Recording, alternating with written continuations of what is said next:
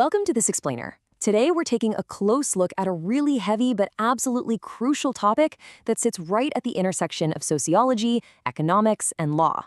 We are going to examine the grim reality of child abuse and child labor in India, and then we're going to carefully unpack the legal shields that have been constructed to fight back against it. Look, it's a deeply complex issue, but by breaking down the source material today, we can gain a really clear, structured understanding of exactly what's happening on the ground and how the legal system is responding.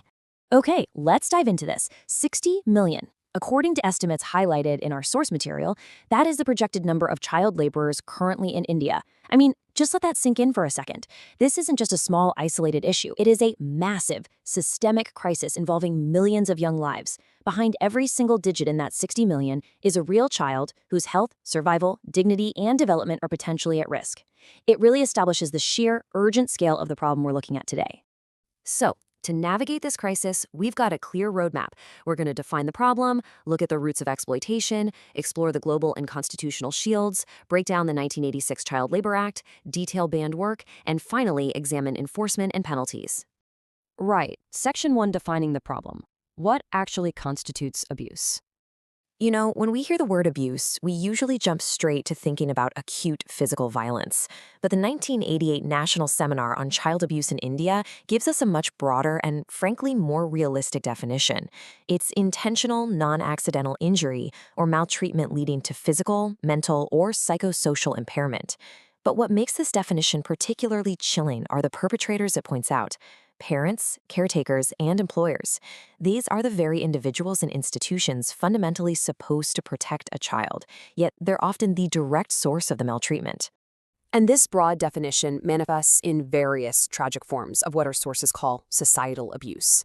Essentially, these are abusive acts that originate within society by virtue of its culture, its values, or its economic conditions. We're talking about infanticide, child marriage, which, by the way, saw 501 reported cases in 2018 alone, child prostitution, beggary, child labor, and child abandonment. These culturally embedded practices exploit children for adult gain, literally robbing them of their fundamental rights to growth and development. Now, what's really interesting about this slide is the massive legal discrepancy in how we even define a child. The 1989 UN Convention broadly defines a child as every human being below 18. Makes sense, right? However, India's specific legal threshold under the 1986 Child Labor Act defines a child as a person who has not completed their 14 years of age. This gap between international standards and domestic legal definitions plays a massive role in how labor regulations are actually applied on the ground. Moving on to Section 2, Roots of Exploitation. Why does this happen? So, to understand the legal response, we first have to understand the systemic failures that actually fuel these abuses. Extreme poverty is the primary engine here. When families have inadequate income, well, economic desperation forces impoverished parents to view an uneducated child not as a kid who needs nurturing, but as a financial asset. If education is a double liability, because it costs money and prevents the child from earning, parents might just pull them out of school. Combine this with parental illiteracy, the breakdown of the extended family support system, and employers who are actively out there demanding cheap, docile labor, and you've got a perfect storm for exploitation. And this brings us to a pretty powerful realization, documented in the 1987 National Child Labor Policy. It frankly states, legislation alone would not be sufficient to tackle the problems of child labor. The government explicitly recognized that child labor is a systemic socioeconomic failure.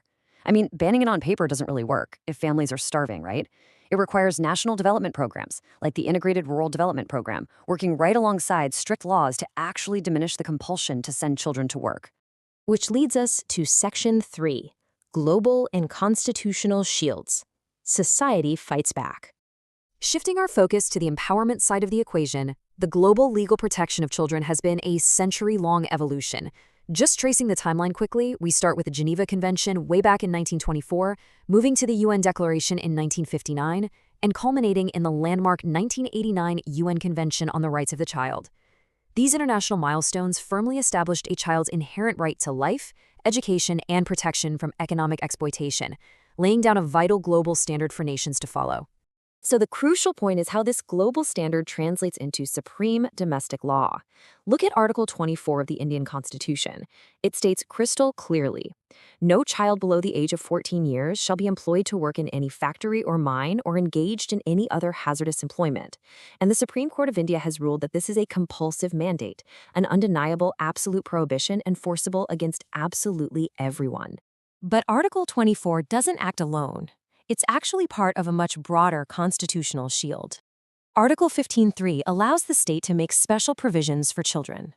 Article 23 guarantees the right against forced labor. Article 45 pushes for free and compulsory education, and Article 39 ensures that the tender age of children is not abused due to economic necessity. Put all these together and they form a really comprehensive fortress against abuse at the absolute highest legal level. All right, Section 4, the 1986 Child Labor Act. So, despite those broad constitutional ideals, the ground reality required highly actionable legislation. The 1986 Act was designed with a strategic, dual purpose. It doesn't just broadly ban all work. Instead, it outright prohibits the employment of anyone under 14 in highly specific, dangerous occupations. But crucially, for areas where child labor is not banned, the Act seeks to strictly regulate the working conditions to prevent exploitation, all while establishing unified definitions and rolling out enhanced penalties across the board. In those permitted establishments where a child actually might work, the regulations are incredibly rigid. For example, a child can only work a maximum of 3 hours continuously before a mandatory 1-hour rest is required. They cannot be subjected to double employment. Night work, defined strictly as anything between 7 p.m. and 8 a.m., is entirely forbidden, no exceptions. And employers must provide a mandatory weekly holiday. Let's move to and see how this builds into Section 5, banned occupations and processes. Building from those general regulations into hardline prohibitions, the 1986 Act visually and legally categorizes these bans into 2 really dense schedules. Part A lists banned occupations, like working on the railways, in port authorities, or in slaughterhouses. Part B lists banned processes, things like biddy making, carpet weaving, cement manufacturing, working with toxic metals, or soldering electronics. By specifically naming these, the law makes it crystal clear what constitutes illegal child employment, entirely removing any ambiguity for employers. However, there is a very specific legal exception built into this framework that is really vital to understand. The prohibitions we just went over, they do not apply if the process is carried out by the occupier with the aid of their own family, or if the work is done within a government-recognized school. This exception acknowledges certain traditional family trades, sure, but it undeniably complicates the enforcement of the broader bans. Finally, Section 6, Enforcement and Penalties, the teeth of the law. Obviously, a law is just paper without mechanisms to ensure compliance. To make this act actually work on the ground, the government appoints specific inspectors, and these inspectors have real power. They can demand that employers maintain mandatory registers of any child workers, detailing their hours and rest intervals. Furthermore, workplaces must visibly display abstracts of the law in both local and English languages. Oh, and if an employer claims a worker is over 14, but the inspector suspects otherwise, the law mandates that the age dispute be resolved by prescribed medical authorities. And this brilliantly illustrates how the law applies pressure through escalating carceral and financial penalties. For a first offense of employing a child in a banned job, the punishment is 3 months to 1 year in jail, a pretty heavy fine, or both. For a repeat offense, any leniency just vanishes. It's a minimum of 6 months up to 2 years in jail. Even administrative failures, like, say, simply forgetting to maintain a register, can result in jail time or steep fines.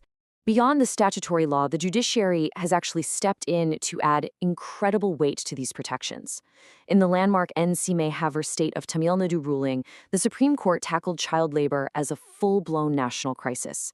The court mandated that an offending employer must pay a staggering 20,000 rupees as compensation for every single child employed. Furthermore, the government must provide a job to an adult in that child's family or deposit an additional 5,000 rupees into a child labor rehabilitation cum welfare fund. It ensures direct financial restitution and actual rehabilitation for the exploited child. We've seen the dark reality, the drivers of exploitation, and the robust legal frameworks and constitutional mandates designed to stop it. But as we reflect on the 60 million children still caught in this cycle, it leaves us with this final provocative thought to consider based on the sources today. Extensive legislation exists. The penalties are severe. But can legal shields ever truly succeed and eradicate child abuse and labor without fundamentally ending the systemic poverty that drives it in the first place? It's a question that challenges the very limits of the law. Thank you for joining me for this explainer. Keep learning, and I'll see you next time. Thanks for watching.